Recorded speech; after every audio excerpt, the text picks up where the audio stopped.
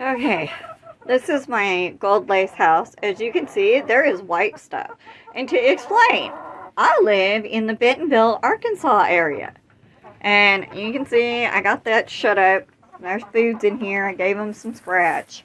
But everybody's warm, doing fine so far, all my houses. Some of my chickies got snow on them. But, oh my god. Okay, if you look, it's cold. Crazy cold. And you see my water buckets there? We are not prepared for Siberia in northwest Arkansas. Oh, anyways, I'm going back inside because it's too damn cold to be out here. There's my beautiful husband.